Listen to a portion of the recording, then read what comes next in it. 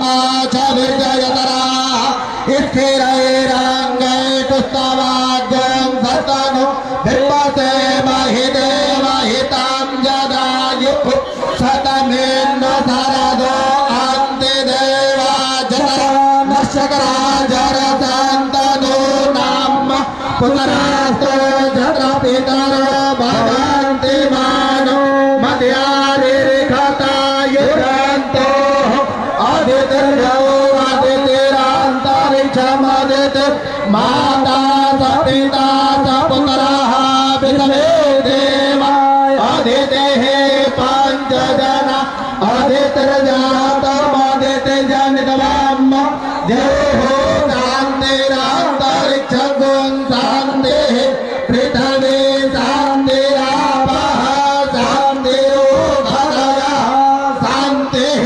वनस्पतयः शान्तिर्विष्णवे देवा शान्ति ब्रह्म शान्तिः सर्वगुं शान्ति शान्तिरेव शान्तिः सामा शान्तिरेव जतो जतः समेहत् ततो नो अभयं कुरु शन्नः कुरु प्रजाभ्यो भयं नः पशुभ्यः शान्तिर्भवतु सर्वस्य शान्तिर्भवतु।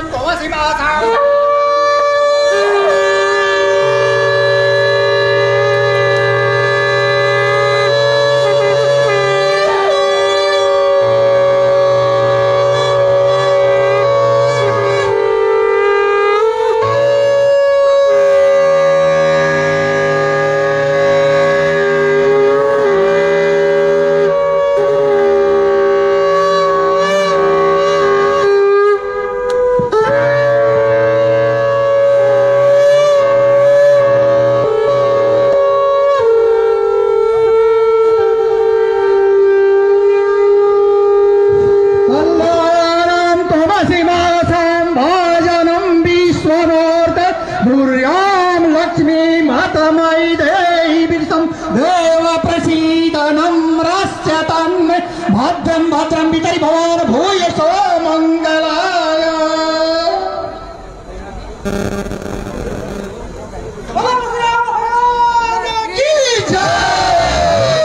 बोलिए माननीय सतीश चंद्र मिश्रा की जय, बोलिए रमेश तिवारी की जय, रमेश तिवारी जिंदाबाद।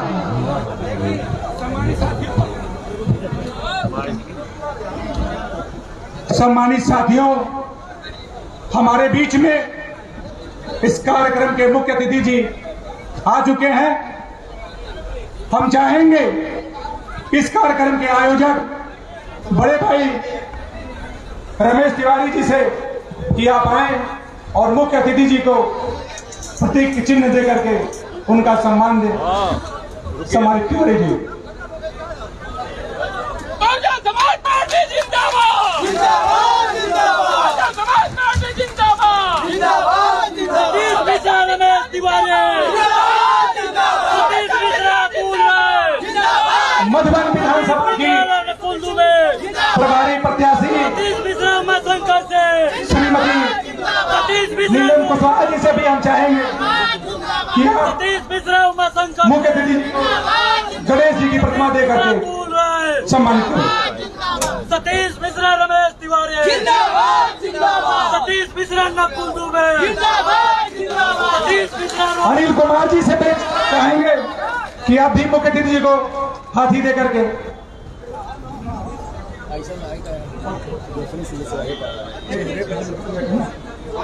हम रसड़ा विधानसभा के लोकप्रिय विधायक बड़े भाई उमाशंकर सिंह से भी चाहेंगे कि आप भी मुख्य अतिथि जी को तलवार भेंट करके सम्मान करें।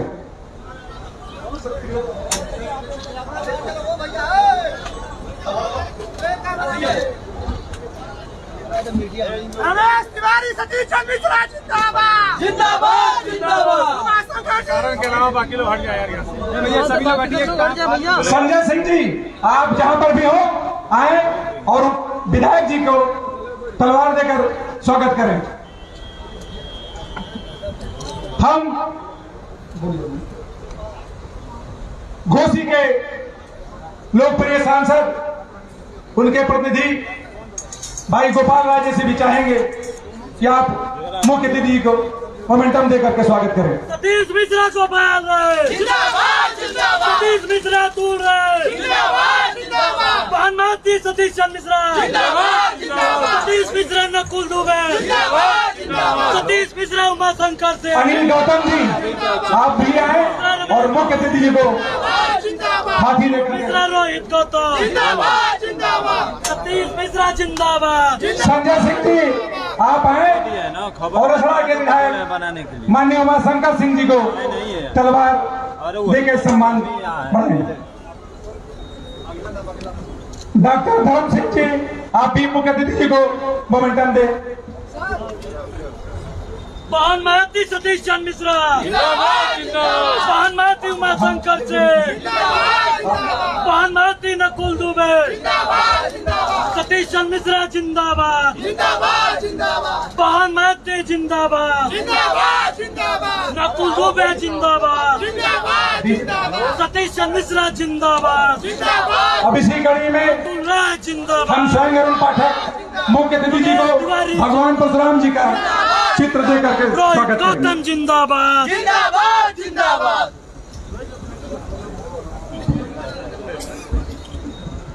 और अगले श्री संतोष राजभर जी जिला पंचायत सदस्य, आप भी जिला उपाध्यक्ष बसपा, आप भी मुख्य अतिथि जी को स्मृति चिन्ह भेंट करेंगे।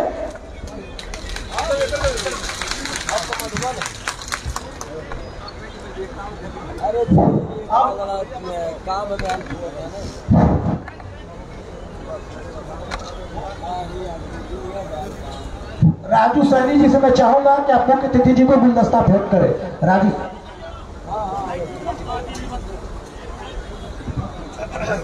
हेलो, बहुत बहुत धन्यवाद सभी बंधुओं को।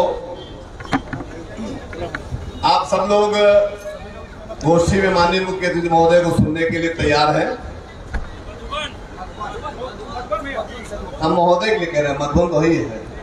यहाँ पर सब मधुबन के लोग भी हैं और सबके अंदर मधु में जानता हूँ और सब लोग मिठास है, मैं यूँ जानता हूँ। ब्रजेश मिश्रा जी भी हम लोग के बीच में मधुबन से यहाँ पर आए। मैं 2-3 बिंदुओं पर आप लोगों से चर्चा करके माननीय मुख्य अतिथि महोदय को आमंत्रित करूंगा। एक सवाल मेरा आप सबसे है, इतने लोग यहाँ पर बैठे हैं, मेरा सवाल ये है कि क्या हम लोग अभी भी अत्याचार इन भारतीय जनता पार्टी की सरकार वालों को सहते रहे? मुझे सबसे जवाब चाहिए, क्या ये जो अत्याचार कर रहे हैं क्या इसको हम लोग अभी बर्दाश्त करते रहे? अगर हम लोग को बर्दाश्त नहीं करना है तो क्या हम लोग कुछ काम शुरू कर देना चाहिए? माननीय मुख्य अतिथि महोदय ने जो नेतृत्व में काम शुरू किया, ये काम सही है? आप सब लोगों का आशीर्वाद है? अगर आप सब लोगों का आशीर्वाद है तो दोनों हाथ उठा के बोलिए भगवान परशुराम की, भगवान परशुराम की। सब लोग तैयार हो जाइए। 2022 में इन आतताइयों को, इन उत्पातियों को, इन अत्याचारियों को जब तक मधुबन के एक लोग उत्तर प्रदेश की सीमा से बाहर नहीं पहुंचा देंगे, मधुबन का एक भी ब्राह्मण शहर से बैठने का काम नहीं करेगा। यही आह्वान करने हम लोग आपके बीच में आए हैं। आप और मुख्य महोदय के बीच में मैं बहुत देर तक वादा नहीं करना चाहता हूँ, लेकिन मैं इतना कहना जरूर चाहूंगा अपने नौजवान साथियों से, अपने भाइयों से कि आप लोग मुख्य अतिथि महोदय को बातों को बहुत ध्यान से सुनिएगा। नारा लगाने की आवश्यकता नहीं है, लेकिन जब यहाँ से जाइए तो अपने मन में, अपने दिल में, अपने दिमाग में माननीय मुख्य अतिथि महोदय के विचारों को लेकर के जाइएगा। इसको अनायास जाने मत दीजिएगा, क्योंकि ये जो विरोधी पार्टी वाले हैं, जो भारतीय जनता पार्टी वाले हैं, बहुत बड़े जगलर हैं, बहुत बड़े गड़बड़ के लोग हैं। उनके बारे में मुझे आपको ज्यादा बताने की आवश्यकता नहीं, आप सब लोग जानकार हो। लेकिन वो हम लोग भी तैयार हैं, हमारा सर्व समाज के साथ साथ ब्राह्मण समाज बिल्कुल तैयार है कि 2022 का चुनाव आए, इनको हम लोग उत्तर प्रदेश से बाहर फेंकने का काम करें। ये हम लोग के मन में है। मैं आमंत्रित करता हूँ मुख्य अतिथि महोदय को, कृपया माइक पर आए और हम सबको आशीर्वाद देते हुए संकल्प दिलाने का कार्य करें। माननीय मुख्य अतिथि महोदय। बहुजन समाज पार्टी जिंदाबाद, मणि सतीश मिश्रा जिंदाबाद, मणि सतीश मिश्रा जिंदाबाद, जिंदाबाद जिंदाबाद।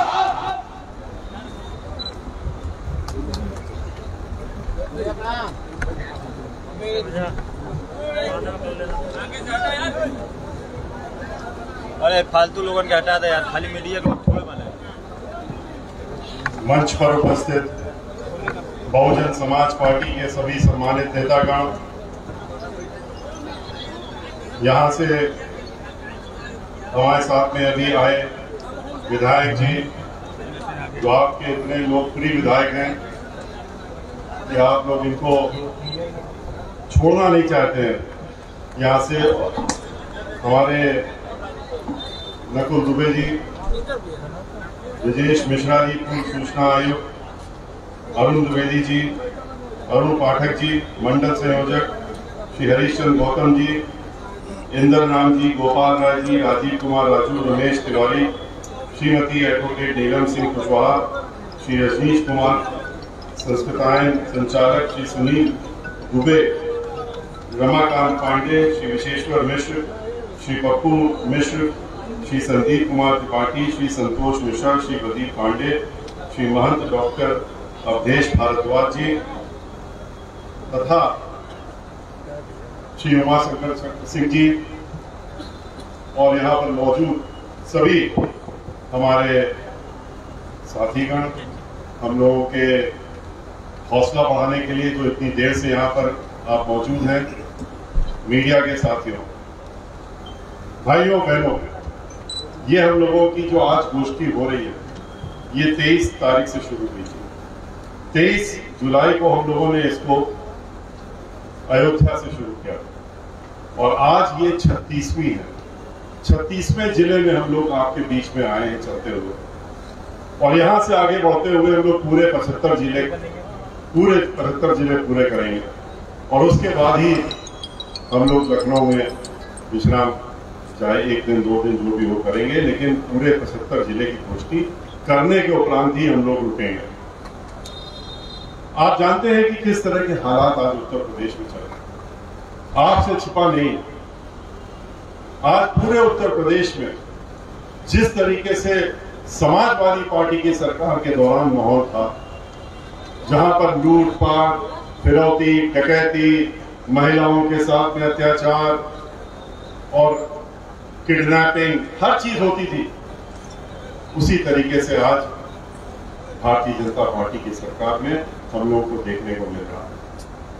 ठीक उसी प्रकार से जिस प्रकार से दलित समाज के लोगों को, भाई बहनों के ऊपर और ब्राह्मण समाज के ऊपर जिस तरीके से अत्याचार और समाजवादी पार्टी के दौरान होता था, ठीक उसी प्रकार से आज भारतीय जनता पार्टी भी पिछले 4.5 वर्षों से कर रही है। याद करिए किस तरीके से समाजवादी पार्टी की सरकार में उनके मुखिया नाराज हो गए थे, और उसके बाद कन्नौज का एक नौजवान साथी जो ब्राह्मण समाज का था, नीरज मिश्रा, ये कहा गया कि इसका सर कटा हुआ हम लखनऊ में देखना चाहते हैं, और कन्नौज चले गए थे। उसके बाद उसको उठा लिया गया, उसका सर काट करके उसका धड़ कुएं में फेंक दिया गया और उसका सर लखनऊ भेजा गया था। ये अखबारों में और मैगजीनों में सब जगह छपा था।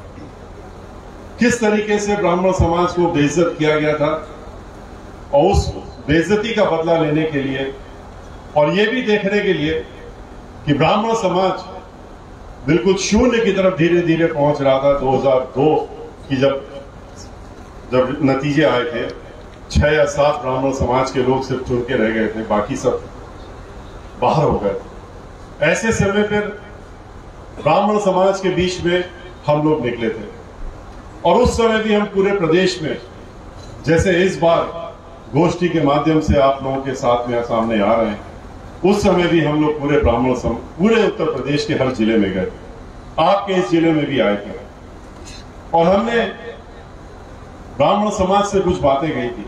हमने कहा परेशान हो रहे हैं कि हमारा तो अस्तित्व खत्म हो रहा है, राजनीतिक अस्तित्व बिल्कुल खत्म हो रहा है और प्रताड़ित किए जाते हैं। तो हमने कहा कि इसके लिए आपको सोचना पड़ेगा कि जिम्मेदार कौन। जिम्मेदार आप स्वयं हैं, क्योंकि आप लोग इकट्ठा नहीं हो पाते, आप लोग एकजुट एक जाई नहीं होते, अलग अलग बटे रहते हैं, आपस में ही बंटवारा कर लेते हैं कि हम तो 20 बिस्वा हैं, 16 बिस्वा हैं, 12 बिस्वा हैं। कोई कहता हम तो कान्यकुब्ज हैं, सनाड है, सर्वपारी ब्राह्मण है, राय है, त्यागी हैं, तो इस तरीके से करके आप बंटवारा करने का काम करते हैं। जिस दिन आप बंटवारा बंद कर देंगे और इकट्ठा हो जाएंगे, उसी दिन आपका अस्तित्व जो है पूरे प्रदेश में सभी की निगाहों में आ जाएगा। क्यों? क्योंकि आप छोटी मोटी संख्या में नहीं, आप 16% हैं उत्तर प्रदेश में, और 16% का मतलब होता है कि 3 करोड़ से ऊपर, 3 करोड़ से ऊपर जो लोग उत्तर प्रदेश में रहते हो और उनका ये हश्र हो रहा हो जो समाजवादी पार्टी की सरकार में होता था और अब और भी बुरा हो रहा है भारतीय जनता पार्टी की सरकार में, तो इसकी जिम्मेदारी हम लोगों की अपनी खुद की है। हमने आप लोगों से कहा था उस समय कि अगर आप अपना फिर से अस्तित्व बनाना चाहते हैं तो एकजुट होइए और एक साथ हो जाइए। खुशी की बात है, लोग इकट्ठा हुए और एकजुट हुए, एक साथ हुए। हमने एक बात और कही थी, हमने कहा था अगर आप एकजुट हो भी जाएंगे और 16% हो जाएंगे एक साथ, तो भी आप कुछ नहीं कर सकते। ये गलतफहमी नहीं रहनी चाहिए, क्योंकि ब्राह्मण समाज तो बुद्धिजीवी समाज होता है, उसके पास ये गलतफहमी नहीं होनी चाहिए कि अब तो हम 16 इकट्ठा हो गए, 16% इकट्ठा हो गए, अब तो हम पूरा उत्तर प्रदेश जीत लेंगे। उत्तर प्रदेश जीतने के लिए और एक सीट भी जीतने के लिए आपको 30% के ऊपर चाहिए होता है, और 30% आपके पास नहीं, आप 16% तो जब सब इकट्ठे हो जाए तब होता है। इसलिए हमने कहा था कि भाईचारा बनाइए, और भाईचारा किसके साथ बनाइए? हमने कहा था दलित समाज के जो हमारे भाई बहन हैं, आप उनके साथ भाईचारा बनाइए। जब आप उनके साथ भाईचारा बनाएंगे तो वो 23% हैं, और उनके साथ पहले से ही अल्पसंख्यक वर्ग के लोग और पिछड़ा वर्ग के लोग वो पहले से जुड़े हुए हैं। लेकिन जैसे ही आप भाईचारा बनाएंगे तो 23 और 16 मिलकर के अपने आप 40 के करीब पहुंच जाएंगे, और 30% के वोट के तो बहुत आगे निकल जाएंगे, हर सीट पर भारी पड़ेंगे। खुशी की बात है कि उसके बाद लोग इकट्ठा हुए, एक साथ हुए, एकजुट हुए और भाईचारा बनाया। पूरे प्रदेश में एक भाईचारा बना, और ऐसा भाईचारा बनाया जो मिसाल बन गया पूरे देश में। लोग हर जगह चर्चा करने लगे उत्तर प्रदेश के इस भाईचारा का। उसका नाम सोशल इंजीनियरिंग दे दिया, किसी ने कुछ दे दिया, और उसका नतीजा भी क्या निकला ये भी आपने देखा। जब याद करिए, बहुत से लोग हमारे इस बीच में जो हैं, यहां पर भी सामने भी, उनमें से कुछ लोग 9 जून 2005 को जब पूरे उत्तर प्रदेश में हमने कार्यक्रम कर लिए थे, उसके बाद हमने एक बड़ा कार्यक्रम लखनऊ में किया था पूरे प्रदेश का, और उसमें बहन मायावती जी को मुख्य अतिथि के रूप में बुलाया था। डॉक्टर भीमराव अम्बेडकर मैदान में 5 लाख से ज्यादा ब्राह्मण समाज के लोग 48 डिग्री टेम्परेचर में 9 जून 2005 को इकट्ठा हुए थे। 11,000 लोगों ने समाज के, उन्होंने शंखनाद करते हुए बहन मायावती जी का उस दिन स्वागत करने का काम किया था। और हमने जब उनको गणेश जी की प्रतिमा, भगवान श्री गणेश जी की प्रतिमा उनको दी थी समाज की तरफ से, ब्राह्मण समाज की तरफ से, तो वो लेकर के और सीधे माइक पर गई थी, और जो पहले शब्द उन्होंने बोले थे, उन्होंने कहा था हाथी नहीं गणेश है, ब्रह्मा विष्णु महेश है। और उसके बाद उन्होंने अपनी बात शुरू की। उन्होंने ब्राह्मण समाज से कहा था उस दिन कि आपकी तैयारी देख करके हम ये वादा करते हैं कि हम आपका खोया हुआ मान सम्मान हम लौटाने का काम करेंगे, अगर आप हमारा साथ देते हैं। उन्होंने ये भी कहा कि जिस तरह की तैयारी आज हम देख रहे हैं ब्राह्मण समाज की, उसको देख करके हम अपनी पार्टी का नारा बदल देते हैं। पहले नारा था जिसकी जितनी संख्या भारी उतनी उसकी हिस्सेदारी। बहन मायावती जी ने नया नारा उस दिन दिया, कहा जिसकी जितनी तैयारी उतनी उसकी हिस्सेदारी। और उसके बाद बढ़ चढ़ करके ब्राह्मण समाज के लोगों को चुनाव के मैदान में उतारा। 85 लोगों को, जहां 40 लड़े थे, 85 लोगों को उतारने का काम किया।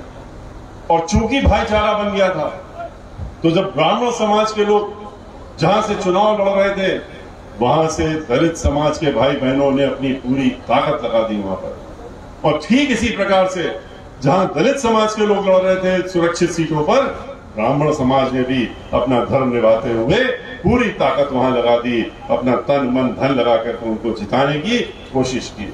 और उसी का नतीजा हुआ कि जब गिनती गिनी गई तो 45 लोग ब्राह्मण समाज के चुनाव में जीत करके आने का काम हुआ और उनमें से नकुल दुबे भी आपके सामने बैठे हैं और बहन मायावती जी को हम लोगों ने पूर्ण बहुमत की सरकार से मुख्यमंत्री बनाया। और उतना ही नहीं, जो सुरक्षित सीटें थी, सुरक्षित सीटों में भी 16 सीट उसके पहले जीते थे हम लोग, वो बढ़ करके 62 सीटों पर पहुंच गए हम लोग, क्योंकि ब्राह्मण समाज एकजाई हो गया था, एकजुट हो गया था। बहन मायावती जी ने जो उस दिन वादा किया था कि हम ब्राह्मण समाज का खोया हुआ मान सम्मान और स्वाभिमान लौटाने का काम करेंगे अगर ये हमारे साथ इकट्ठा हो जाते हैं, और चूंकि इकट्ठा हो गए और अपनी ताकत का एहसास भी करा दिया, तो बहन मायावती जी ने उसके बाद दोनों हाथ खोल करके और देने का काम किया। जब सरकार बनी तो उन्होंने जहां सर्व समाज के लोगों को दिया, उनको भी मंत्री बनाया और सारे कार्य भी किए, उनके लिए पोस्टिंग करी, सब चीजें करी, लेकिन ब्राह्मण समाज को पीछे नहीं छोड़ा। उन्होंने 15 ब्राह्मण समाज के लोगों को कैबिनेट मंत्री बनाने का काम किया और उन्होंने 35 से ज्यादा लोगों को ब्राह्मण समाज के कैबिनेट मंत्री का दर्जा देने का काम किया, चेयरमैन और वाइस चेयरमैन बना के। 1 दर्जन से ज्यादा उन्होंने एमएलसी बनाए ब्राह्मण समाज के, और विधान परिषद का अध्यक्ष भी ब्राह्मण समाज का उन्होंने बनाने का काम किया। उन्होंने महाधिवक्ता, पहला महाधिवक्ता, additional advocate general, chief secretary, DGP, law secretary, additional cabinet secretary, ये सब ब्राह्मण समाज के बनाने का काम किया। और इतना ही नहीं, 5,000 से ज्यादा वकीलों को उच्च न्यायालय लखनऊ और इलाहाबाद के साथ साथ जितने भी जिला न्यायालय थे उसमें उन्होंने सरकारी वकील ब्राह्मण समाज के जो लोग थे उनको बनाने का काम किया और उनका मेहनताना भी 10 गुना बढ़ा करके सम्मानजनक पहुंचाने का काम किया। बहन मायावती जी ने, चाहे वो फिर लोकसभा हो, वहां पर भी आधा दर्जन ब्राह्मण समाज के लोगों को भेजने का काम किया और वहां पर उपनेता ब्राह्मण समाज का बनाया, तो उन्होंने राज्यसभा में हमको नेता बनाने का काम किया और पिछले 17 वर्षों से हमको अपना नेता बना के रखा, पार्टी का नेता राज्यसभा के अंदर बना के रखा हुआ। इतना ही नहीं, उन्होंने आज के रोज इस समय ब्राह्मण समाज के ही व्यक्ति को रितेश पांडे जी को उन्होंने लोकसभा में भी इस समय पार्टी का लीडर बना के रखा हुआ है ब्राह्मण समाज को सम्मान देने के लिए। लेकिन उसके बाद क्या हुआ, ब्राह्मण समाज ने ये नहीं देखा कि बहन मायावती जी ने क्या क्या उनको दिया और कैसे सम्मान उनका वापस कराने का काम किया, और सरकार बनाने के बाद सर्वजन के लिए क्या क्या किया। उन्होंने तो विकास की एक लहर पैदा कर दी पूरे उत्तर प्रदेश में, जहां 29,500 उन्होंने ग्राम सभाओं को, जो डॉक्टर अंबेडकर ग्राम सभा के नाम से थी, उनका समग्र विकास करने का काम किया। उन्होंने 28,000 प्राइमरी स्कूल नए खोलने का काम किया, 5,000 junior high school, 5,000 high school उन्होंने नए खोलने का काम किया। उन्होंने 7 यूनिवर्सिटी, अंतरराष्ट्रीय स्तर की 7 यूनिवर्सिटी बनाने का काम किया, और उसमें से एक यूनिवर्सिटी लखनऊ में जो दी डॉक्टर शकुंतला मिश्रा के नाम से विकलांगों के लिए। ऐसी यूनिवर्सिटी तो पूरी दुनिया में नहीं किसी को देखने को मिलती है जो कि विकलांगों के लिए अलग से एक यूनिवर्सिटी बनाने का काम किया, वो बहन मायावती जी ने करने का काम किया। उन्होंने 7 मेडिकल कॉलेज बनाए, 23 नए जिले बनाए, और जो नए जिले जब बनते हैं तो सभी लोग जानते हैं कि जिले का पूरा काम करना होता है, हर चीज बनानी पड़ती है, शुरू से लेकर आखिरी तक पूरा समग्र विकास करके और जिले बनाने का काम बहन मायावती जी ने किया। उन्होंने विकास दर को, जो 5% पूरी दुनिया में चल रही थी उस समय और लोग बहुत परेशान थे, अपने उन्होंने कुशल कार्यों के तहत में 7.5% बना करके, और पूरा यहां से लेके विदेशों तक ये हुआ कि बहन मायावती जी ने किस तरीके से अपना सरकार चलाई है कि विकास दर कहां से कहां पहुंचाने का काम किया। 6,000 मेगावाट बिजली की बिल खाली आते थे, 6,000 मेगावाट बिजली यहां उत्पादन होता था, हर 2 घंटे में बिजली चली जाती थी।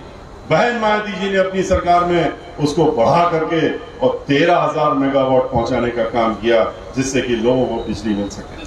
बहन मायावती जी ने जो पहले ही वर्ष में आते ही जो अपर कास्ट समाज के लोगों की नौकरी के बारे में रोक लगा रखी थी पिछली सरकार ने, कि इनकी नौकरियों पर एक रोक लगा दी थी, उन्होंने आते ही पहली कैबिनेट में उस रोक को हटाने का काम किया और पहले ही वर्ष में 5 लाख नई नौकरियां देने का काम किया। पुरानी में भर्ती किया और नई नौकरियों को देने का काम किया। कुल अपने जब वो बहन मायावती जी के 5 साल की सरकार में लाखों लोगों को नौकरी मिली, 23.5 लाख तो उन्होंने नई नौकरियों को दे करके, और लोगों को हर, चाहे अपर कास्ट हो, चाहे बैकवर्ड कास्ट के हो और चाहे रिजर्वेशन वाले हो, सबको नौकरियां मिलने का काम हुआ। आज की तरह नहीं। जब भारतीय जनता पार्टी कहती है, उसने क्या कहा आपसे वोट मांगते समय, जब वोट मांगने आई थी तो उन्होंने कहा था कि 15 लाख खाते में आ जाएंगे सबके, और 2-2 करोड़ नौकरियां हम हर साल देने का काम करेंगे। जो पढ़े लिखे ये नौजवान हैं, PhD डिग्री लिए हैं और डिग्रियां लिए हैं, इनको हम 2 करोड़ लोगों को नौकरी सालाना देंगे। तो 2 करोड़ नौकरी तो देने का काम नहीं किया, लेकिन हर वर्ष 1.5 से 2 करोड़ नौकरियां लेने का काम इन लोगों ने किया है, उनसे छीनने का काम किया है।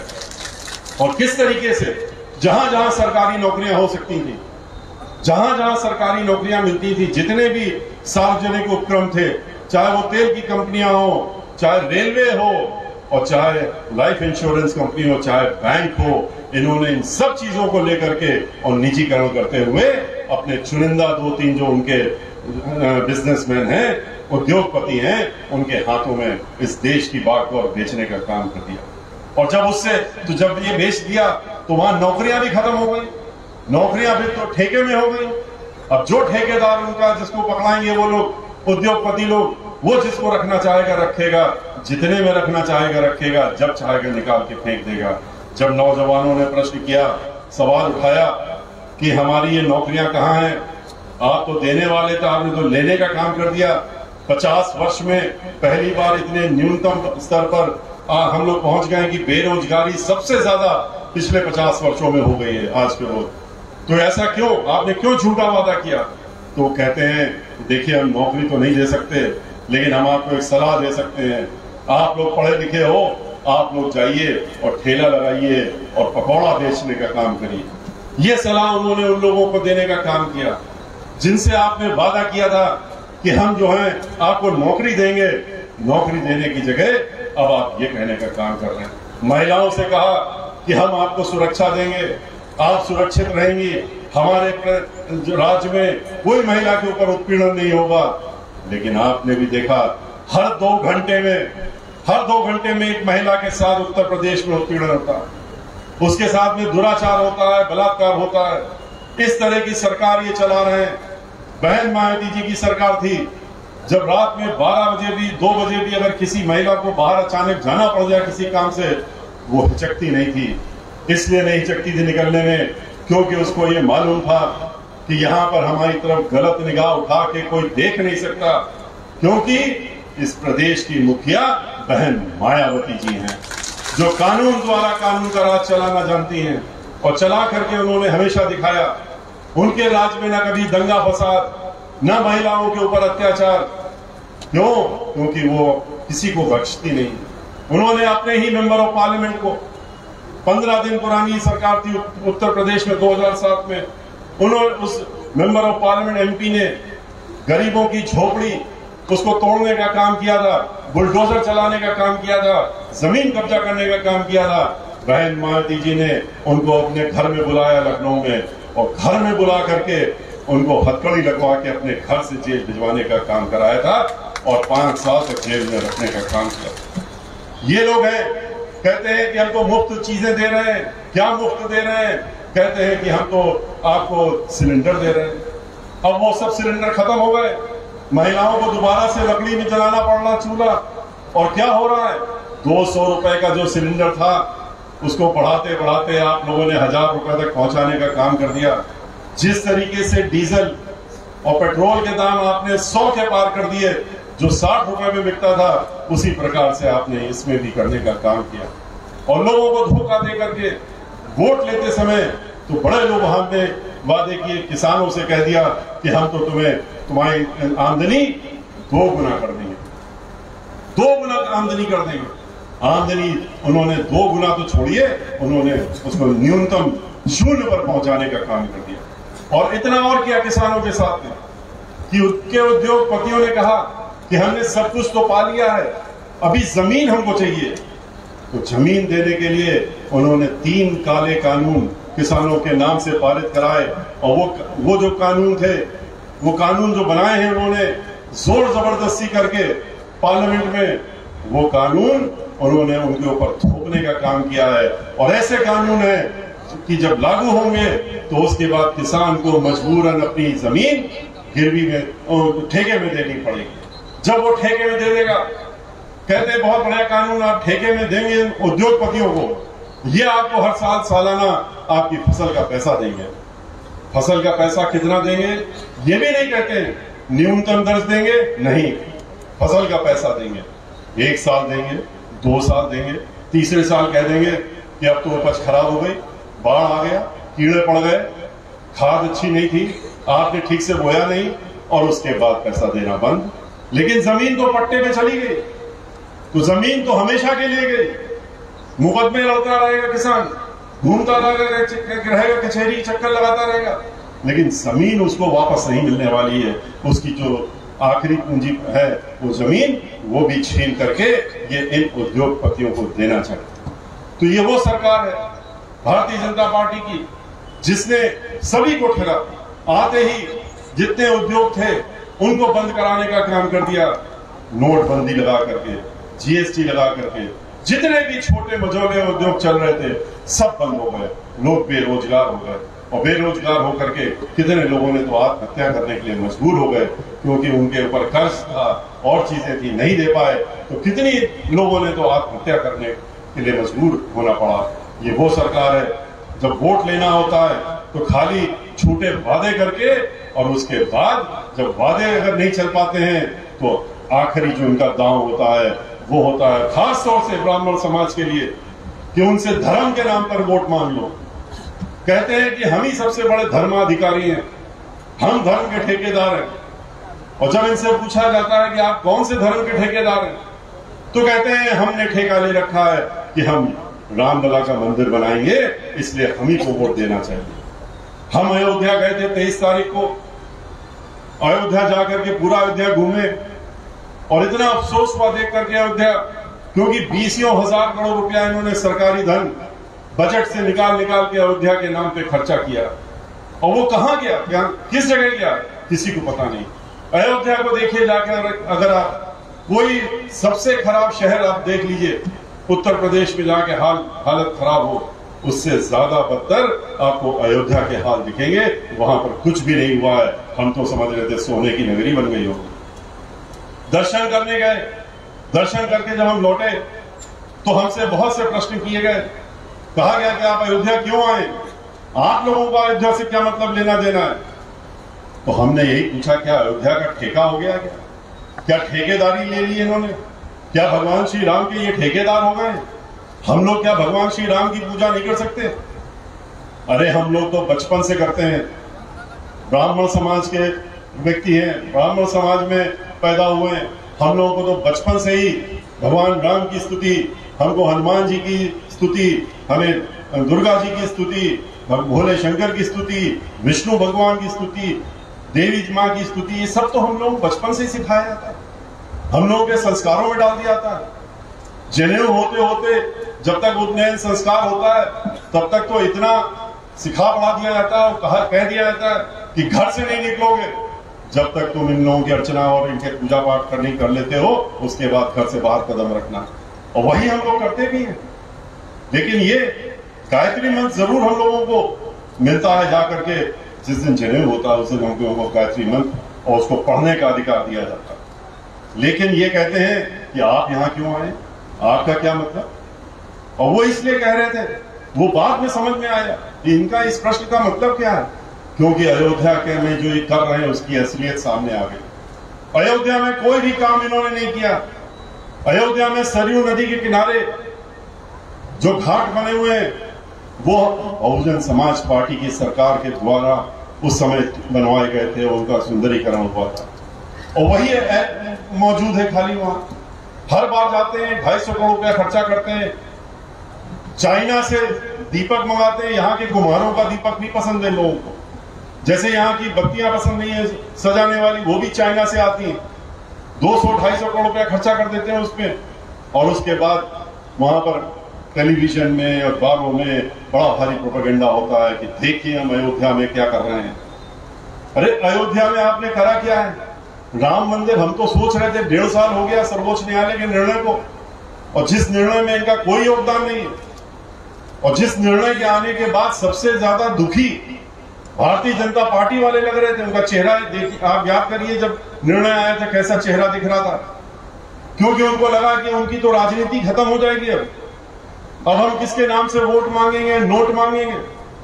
हम तो रामलला के ही नाम पे वोट भी मांगते हैं, नोट भी मांगते हैं, अब किसके नाम से मांगेंगे? इसलिए परेशान हो गए, लेकिन फिर से योजना बना ली। उसके बाद 6 महीने बाद इन्होंने एक कार्यक्रम किया 5 अगस्त 2020 को, वो सबने देखा, बड़ा भारी कार्यक्रम, फिर 100-200 करोड़ रुपए खर्च हो गए उस कार्यक्रम में, और सबको पूरे देश को दिखाया कि देखिए हम मंदिर बनाना शुरू करने जा रहे हैं और हम भूमि पूजन कर रहे हैं, हम भूमि पूजन करके मंदिर बनाने का काम करेंगे। लेकिन असलियत क्या निकली? वहां जा करके देखा तो भूमि पूजन इसलिए नहीं किया था इन्होंने। क्यों नहीं किया? भूमि पूजन तो किया ही नहीं था, इन्होंने तो ईंटों का पूजन किया। 5 ईंट रख करके और उनका पूजन किया, और उनका पूजन करके वो ईंट पता नहीं कहां फेंक दिए गए, कहां चले गए, सरयू नदी में डाल दिया या कहां किया, ये किसी को नहीं मालूम, और बस खत्म, इतना ही काम हुआ, खत्म। वहां जमीन खोदना तक शुरू नहीं हुई है। नींव तो तब बन के ऊपर आएगी जब कोई काम शुरू होगा, वहां शुरू भी नहीं हुआ। लेकिन झोला लेकर के पूरे देश में भेज दिया, कहा कि हमें मंदिर बनाना है, हमको रुपया चाहिए, हमें इस झोले में रुपया दे दो, राम का मंदिर बनाना है, हमको पैसा चाहिए। और उसके बाद इनसे हमने पूछा कि 10,000 करोड़ रुपए आपने इकट्ठा कर लिए, जब से निर्णय आया उसके बाद से वो रुपया कहां है, कहां इस्तेमाल हो रहा है? और इसके पहले सन 93 से लेकर के अभी तक आपने 1-2 नहीं, हजारों करोड़, लाखों करोड़ के ऊपर आपने जो है इकट्ठा किया, विदेशों से भी, देश से भी, राम मंदिर के नाम पे। हमें यहाँ राम मंदिर आगे चल करके बनाना है, हमें पैसा चाहिए। तो ये पैसा कहां गया? ये आप कहां खर्च कर रहे हो? धर्म के नाम पे आप वोट मांगते हो, और कितना बड़ा धोखा राम के नाम पे दे रहे हो। राम के ठेकेदार बनते हैं आप।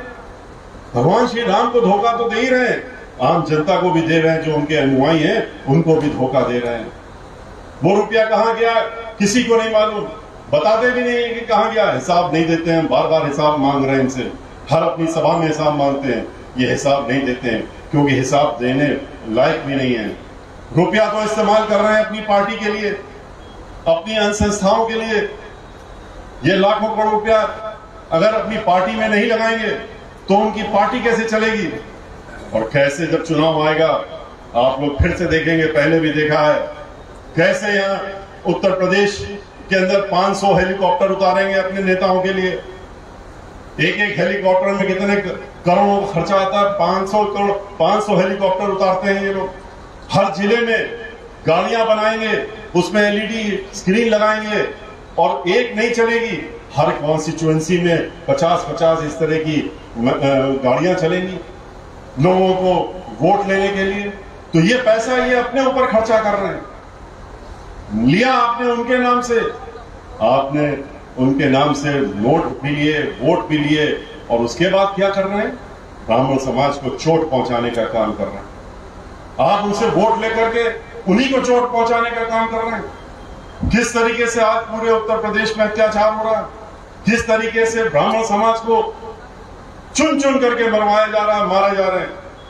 1-2 किस्से हो तो आपको बताया जाए, कितने लखनऊ के अंदर 3-3 लोगों को ब्राह्मण समाज के घर से उठा ले गए। कोई गाड़ी में चल के आ रहा था, उसको गाड़ी रोक करके और पुलिस के द्वारा गोली मार दी, घर से उठा ले गए। माँ बाप की देखरेख करने के लिए आया था पांडे, वो उसको ले जाकर के कंटोनमेंट में गोली मार दी। गोरखपुर के अंदर एक वरिष्ठ अधिवक्ता की हत्या हो जाती है, क्यों? क्योंकि वो ब्राह्मण समाज के थे और मुखर थे अपनी बात करने में। लखनऊ में अधिवक्ता की गोली मारकर हत्या हो जाती है, इलाहाबाद में हो जाती है। मिर्जापुर में 3-3 ब्राह्मण समाज के बच्चों की आंख भी निकाल ली और हत्या कर दी।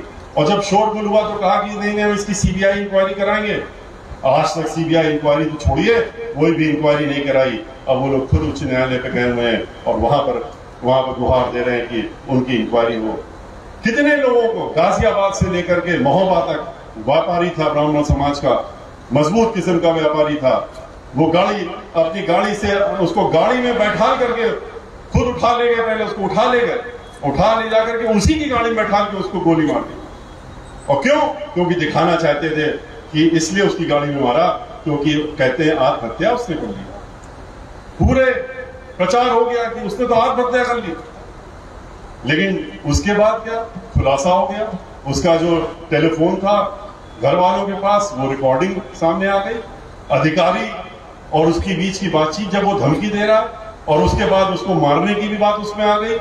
तो जब अधिकारी का खुलासा हो गया कि उसको तो रोक के गोली मारी गई, तो उसके बाद कहा उस अधिकारी से कि चले जाओ तुम छोड़ करके, उत्तर प्रदेश छोड़ दो, चिंता न करो, ड्यूटी करने की जरूरत नहीं, तुम यहाँ से बाहर चले जाओ, जहां हमारी सरकार चल रही है उस प्रदेश में जाओ, तुम्हें पूरा संरक्षण दे देंगे और तब लौटना उत्तर प्रदेश में जब ये सब मामला ठंडा हो जाएगा। किस तरह से कानपुर के अंदर बिकरू कांड, जब दुबे का इन्होंने इनकाउंटर करके गाड़ी फिसलती है, निकलता है, गोली मार दी जाती है, कहा जाता भाग रहा था। कानपुर वाले कांड के बाद कितने ब्राह्मणों को मारा इन्होंने, कितने ब्राह्मणों को गोलियों से उड़ा दिया, 1 हो 2 हो 4 हो, बताया जाए आपको। 17.5 साल का लड़का, वो तो हरियाणा में काम कर रहा था, उसको भी उठा लाए और कहा कि नहीं ये भी उनका रिश्तेदार है, इसको भी मारनी है गोली, और ला करके इटावा के पास गाड़ी पलटा करके फिर उसको भी गोली मार दी। 6 गोलियां मार दी। एक हत्या हुई हो तो बताएं। और उसके बाद पूरे कानपुर के इर्द गिर्द के जितने मजबूत किस्म के ब्राह्मण थे उनकी एक लिस्ट बनवाई और कहा अधिकारियों से ये मौका मत जाने दो, ये ब्राह्मण समाज के लोगों को सबक सिखाने का अच्छा समय आ गया है और इनके नाम जो है उसमें लिख दो, इनके पहले अज्ञात लिखो 100 लोग और फिर उसमें नाम जोड़ते रहो, जो मिलता रहे उसके नाम जोड़ते रहो। घरों से उठा ले गए, उठा के गोली मारने का काम किया। और इतना ही नहीं, 50 से ज्यादा ब्राह्मण समाज के लोग जो थे वहां मजबूत किस्म के, उनको उठा लिया गया आसपास के जिलों से, चाहे वो उन्नाव हो, चाहे कन्नौज हो, चाहे फरुखाबाद हो, चाहे हरदोई हो, चाहे लखनऊ हो, हर जगह से उनको उठा करके नाम जब्त कर करके उनके ऊपर इतनी धाराएं लगा दी हैं कि वो मुकदमा तो शुरू भी नहीं होगा और उनको 10 साल तक जेल में रहना पड़ेगा। इस तरह का इन्होंने कार्यक्रम बनाया और उसके बाद आज भी जेल में रखा हुआ। इतना तो करा ही, इनको ये भी शर्म नहीं आई, इतना नीचे गिर गए कि एक दिन पहले जिसकी शादी हुई थी लड़की की, खुशी दुबे, उसकी शादी तो 30 तारीख को हुई थी, 2930 की रात में हुई थी। पहली तारीख उसका पहला दिन था अपने ससुराल में, उसकी तो मेहंदी भी नहीं सूखी थी। 2 तारीख को उसके पति को गोलियों से छलनी कर दिया जाता है और उसके बाद उसको भी उठा ले जाते हैं। अज्ञात स्थान पर पहले रखा, क्या किया क्या नहीं किया उसके बाद किसी को नहीं पता। उसके बाद जब शोरगुल मचा, लोगों ने कहा कि वो लड़की कहाँ गई, इसकी अभी शादी हुई थी 1 दिन पहले, तब पता लगा कि उसको तो फिर तब इन्होंने जाके जेल में बंद कर दिया और उसको जेल में बंद रखा 3 महीने तक। उसके बाद जब जुवेनाइल बोर्ड बैठा, उसने कहा कि ये तो 16.5 साल की नाबालिग लड़की है, इसको आप बड़े जेल में नहीं रख सकते। तब उसको बाराबंकी में रहने वाले उसके माता पिता, कानपुर के बहुत गरीब लोग, उसको वहां पर बाराबंकी में भेज दिया। 1-2 कमरे का वहां पर रिमांड होम है, उसमें 48 लड़कियां रहती हैं। भेड़ बकरी भी अगर आप 2 छोटे कमरों में डाल दें तो नहीं रह पाएंगे और वो लोग रहने 1 साल से उसको वहां पर रखा हुआ। उसकी तबीयत खराब हुई कोरोना के दौरान में, मरणासन होने वाली थी। अखबारों में भी आया कि उसकी हालत बहुत खराब है। कहा कि नहीं वहीं पर इलाज कर देंगे, अंदर बाहर नहीं निकलने देंगे, उसको हम बेल नहीं होने देंगे। उसके बाद उसकी जब बेल लगी उच्च न्यायालय में तो लगा कि अब तो इसकी बेल हो ही जाएगी, लेकिन संकल्प ले रखा है कि खुशी दुबे को जेल के अंदर ही मरना, तो इसलिए उसकी बेल ना होने पाए, इसके लिए पूरा शासन प्रशासन लग गया और इसके लिए फिर एक फर्जी सर्टिफिकेट बनवाया वहां की अधीक्षिका से जो रिमांड होम की थी और उसने लिख करके भी न्यायालय में दाखिल कराया उससे कि उसने कहा कि खुशी दुबे के साथ में जो लड़कियां रहती हैं उन्होंने ये कंप्लेंट की है कि खुशी दुबे ये कहती है कि हम जिस दिन जेल से बाहर हो जाएंगे हमारी बेल हो जाएगी, तो उसके बाद हम एक बहुत बड़े प्रदेश की सबसे बड़ी दुर्दांत अपराधी हम बन जाएंगे और इतने बड़े अपराधी बन जाएंगे कि हम तुम लोगों को भी नहीं छोड़ेंगे और इसलिए इसकी बेल खारिज हो जानी चाहिए। और उसकी बेल खारिज करा दी। इसी बिना फर्जी सर्टिफिकेट पे बेल खारिज कराई। ये वो लोग हैं जो लोग एक खुशी दुबे के साथ साथ में 2 और महिलाएं भी उठा के ले गए थे घर से, जिन महिलाओं में एक महिला तो घर में काम करती थी, उनके पतियों को तो मार दिया। वो महिला जो घर में उठा के ले गए, उसके साथ में आज भी जेल में बंद है, उसके साथ में 2 बच्चे भी उठा ले गए, एक 3 साल का लड़का और 6 साल की बच्ची, उसको भी जेल में ले गए, वो भी वहां बंद। और ये आदेश है कि इतनी धाराएं लगा दो, इतनी लगा दो कि कभी जेल से बाहर ना आने पाए, और ये बच्चे भी वहीं पर धीरे धीरे वयस्क हो जाएं, 10-15 साल में तो बालिग हो जाएंगे, उनको जेल के अंदर ही होने लगे। ऐसी सरकार है ये, जो धर्म के नाम पे आपसे वोट लेती है, पर धर्म के नाम पे करा क्या इन्होंने आज तक? बहुजन समाज पार्टी की जब सरकार थी, हम लोग ढोल नहीं पीटते हैं, हम लोग जो है काम करते हैं। हम लोगों ने पूरे प्रदेश का जिस तरह से विकास किया, उसी तरीके से जो भी स्थान थे वो ब्राह्मणों के और लोगों के आस्था के स्थान थे, उनको हम लोगों ने ठीक करने का काम किया, उनका विकास करने का काम किया। जाइए वृंदावन, देख लीजिए जाके वृंदावन को किस तरह से विकास हम लोगों ने किया था। वहां पर तो सीवर लाइन भी नहीं थी, सीवर लाइन, पानी की लाइन पूरे शहर में डालने का काम किया। वहां से परिक्रमा कर लोगों को परेशानी होती थी परिक्रमा करने के लिए, तो पूरी सड़क परिक्रमा की गोवर्धन तक जाकर के बनवाने का काम हमने स्वयं जिम्मेदारी ली थी, करवाने का काम किया था। वहां बिजली नहीं आती थी, 2 घंटे के बाद बिजली बंद हो जाती थी, हम लोगों ने बिजली घर बनाने का काम किया, जिससे कि बिजली बराबर 24 घंटे आती रहे। वहां पर रोडवेज का बस अड्डा नहीं था, लोगों को परेशान होना पड़ता था, कई किलोमीटरों से मथुरा से चल के आते थे, हम लोगों ने रोडवेज का अड्डा बनवाया। वहां पर मथुरा से वृंदावन आने के लिए 3-3 घंटे लग जाते थे, क्योंकि बीच में रेलवे क्रॉसिंग 2 पड़ते थे और कोई आ ही नहीं पाता था। हमने उनके ओवर ब्रिज बनवाने का काम किया। विधवा आश्रम वहां बनवाया, क्योंकि विधवाएं वहां बहुत रहती हैं, उनके रहने की व्यवस्था नहीं थी, इसलिए विधवा आश्रम बनवाया। जो लोग वहां जा करके टिक जाते हैं, दर्शन भी करते हैं, उनकी बीमारी हो जाती है जब, तो वहां कोई अस्पताल नहीं था, उनको बहुत दूर जाना पड़ता था अगले जिले में अस्पताल के लिए। वहां 100 बेड का एक आधुनिक अस्पताल भी बनाने का काम किया, पूरा समग्र विकास किया। मेला चाहते थे वो लोग, मेला घोषित हो जाए, सरकारी मेला घोषित हो जाए, सरकारी मेला घोषित करने का काम किया। गोवर्धन का मेला हम लोगों ने घोषित करने का काम किया। वहां टोल टैक्स लगता था, लोगों गाड़ियां 8 किलोमीटर पहले खड़ी करके पैदल जाना पड़ता था, हम लोगों ने वो हटा करके टोल टैक्स खत्म करने का काम किया। हम लोगों ने इस तरीके से समूल परिवर्तन करने का काम किया। माँ सीता जहां रही थी जाके बिठूर में, जहां लव कुश के साथ में थी वो, जहां महेश वाल्मीकि आश्रम था, वहां पर ये लोग भारतीय जनता पार्टी की क्या कारण है, क्या बात है, वो बताते नहीं है, लेकिन माँ सीता की याद नहीं करते हैं। ये लोग सिर्फ राम का नाम लेते हैं, सीताराम नहीं कहते हैं। आपने सुना होगा ये लोग खाली जय श्री राम कहते हैं, और वो भी ऐसे कहते हैं जैसे कोई युद्ध में बोलने जा रहे हो। हम लोगों की तरह सम्मान पूर्वक निष्ठा से और सभ्य होकर के उस तरह से नहीं करते।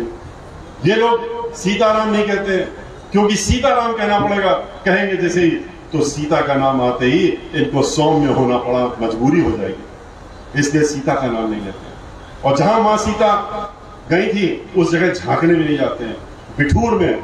और बिठूर में लेकिन हम लोगों की जब सरकार थी, हमने जाकर के वहां स्वयं, चाहे वो महेश वाल्मीकि आश्रम हो, चाहे सीता माँ का मंदिर हो, उनकी रसोई हो, वहां पर बिजली की व्यवस्था, सड़क की व्यवस्था, सीवर की व्यवस्था, सब चीज करके समग्र विकास करने का काम हमारी सरकार में बहन मायावती जी के कार्यकाल में होने करने का।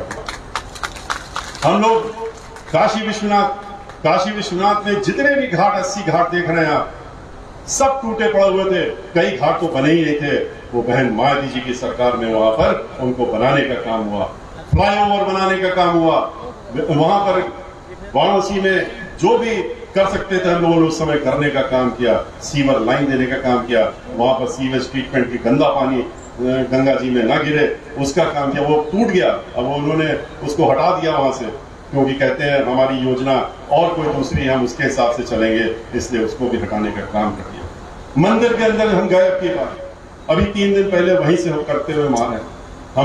हमने अयोध्या से शुरू किया था, फिर हम वृंदावन गए थे और वहां पर हमने दर्शन करके, वहां पर परिक्रमा करके और गोवर्धन की परिक्रमा करने के बाद वहां पर अपने आसपास के सारे जिलों के कार्यक्रम किए थे। इसके बाद हमने कहा था हम काशी विश्वनाथ जी के दर्शन करेंगे और वहां जाके दर्शन करने के बाद फिर हम जो है यहाँ के कार्यक्रम करेंगे। हमने वहां उस दिन शुरुआत की 3 दिन पहले। लेकिन काशी विश्वनाथ जी के जब मंदिर में हम गए तो हमको बहुत बड़ा धक्का लगा। वहां की सारी आस्था जो कि भगवान श्री शिव के दर्शन और उनके बाद जो उनके साथ में बाकी लोगों की मूर्तियां स्थापित थी, प्राण प्रतिष्ठित मूर्तियां, उनको करके परिक्रमा होती थी। लेकिन अब की बार क्या देखा जाके, ये सारे मंदिर जो उनका मंदिर है, जहां उनकी मूर्ति है, उसी के बगल में सारे मंदिर थे। उसमें पार्वती जी का मंदिर था, उसमें गणेश जी का मंदिर था, उसमें मां अन्नपूर्णा जी का मंदिर था, उसमें हनुमान जी का मंदिर था, और इन सारे मंदिरों को इन्होंने तोड़ दिया और प्रतिष्ठित मूर्तियां, प्राण प्रतिष्ठित मूर्तियों को वहां से हटाने का काम किया। और कहां ले गए? मां पार्वती को ही आपने शिव जी से अलग कर दिया। सीता जी की याद नहीं करते हैं, लेकिन शिव बिना पार्वती तो शिव भी नहीं है, वो तो दोनों एक हैं। और ये उनको भी हटा दिया, अलग कर दिया। उनकी प्राण प्रतिष्ठित मूर्तियों को हटा करके मतलब क्या हुआ कि आपने तो प्राण लेने का काम कर रहे हैं। इस तरह का एक ये तो बहुत ही आपराधिक काम है। लेकिन इन्होंने डंके की चोट पे किया। कहते हैं कि हमको तो वहां एक कॉरिडोर बनाना है, और उस कॉरिडोर के नाम पे जिससे कि जो हमारा वीआईपी है वो उस कॉरिडोर से पहले बोट से आएगा, शिप से आएगा, फिर वहां उतरेगा, फिर वो चल करके वहां पर गाड़ी में बैठ करके वहां तक आएगा। उसमें दुकानें बन रही हैं, मॉल बन रहा है, उसको मंदिर का रूप हटा करके अब एक पर्यटन स्थल बनाया जा रहा है, जहां सैकड़ों की संख्या में शौचालय बनेंगे, दुकानें बनेंगी, पिज्जा और इन सब चीजों की दुकानें खुलेंगी। इसका ठेका 400 करोड़ रुपए का ग्लोबल टेंडर दे करके उन्हीं उद्योगपतियों को दिया जा रहा है कि आप लोग इस काम को करिए और वहां पर जो स्वरूप जो श्रद्धा है उसको खत्म कराने का काम है। लेकिन इनको इस बात का कोई अफसोस नहीं है। इन्होंने तो वहां बरगद का पेड़, और जिस बरगद के पेड़ में वटवृक्ष, जिसमें कि तीनों ब्रह्मा, विष्णु और महेश तीनों वास करते हैं, हजारों वर्ष पुराना वो वृक्ष था, उसको भी आपने बुलडोजर लगा करके, क्रेन लगा करके उसको भी उखाड़ के फेंक दिया। और ये सारे मंदिर तोड़ करके, ये सारी चीजें तोड़ करके आप मलबा डाल रहे हैं गंगा जी में, और गंगा नदी का भी रुख बदलने का काम कर रहे हैं। वहां मां कणका घाट जहां 24 घंटे लोगों का दाह संस्कार होता रहता है, अकेली एक जगह बनारस में जहां 24 घंटे चलता है, इन्होंने उसको भी तोड़ने का काम कर दिया। वहां मलबा भर करके और वहां पर एक पटरा बना रहे हैं, जिससे कि मां गंगा जो भगवान शिव को छूती हुई निकलती थी, उनको माथे से लगाते हुए निकलती थी, एक चंद्र आकार में निकलती थी, उसको ही बदलने का काम कर दिया, उसका रूप बदल दिया। अब मां गंगा वहां पर अब माथा लगा करके और माथा टेकते हुए और वहां नहीं निकल सकती, अपना सर वहां नहीं लगा सकती भगवान शिव के अर्चना के लिए।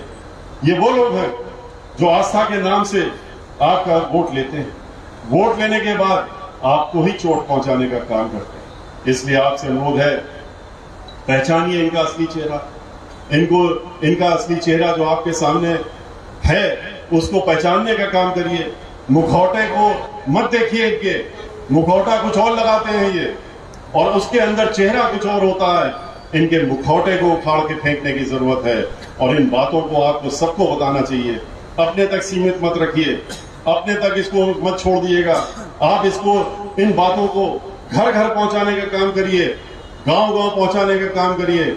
अपने लोग जो आपके मिलने वाले परिजन हैं उनके पास पहुंचाने का काम करिए, और उसके साथ साथ में उनसे भी अनुरोध करिए, जिस अनुरोध को हम आपसे करने जा रहे हैं कि अब की बार इकट्ठा होकर के, एकत्रित होकर के, भाईचारा बनाते हुए एक साथ बहुजन समाज पार्टी के साथ में खड़े होकर के, कंधे से कंधा मिलाते हुए, और अगले साल जो चुनाव होने वाला है 2022 में, उसमें बहुजन समाज पार्टी की पूर्ण बहुमत की सरकार बनाते हुए बहन मायावती जी को उत्तर प्रदेश का 5वीं बार मुख्यमंत्री बना करके इस प्रदेश को कानून द्वारा, कानून के राज के चलाने की आपकी जो इच्छा है उसको पूर्ण करिए। इसी के साथ मैं आपसे विदा लेता हूं, अपनी बात समाप्त करता हूं। जय भीम, जय भारत, जय परशुराम।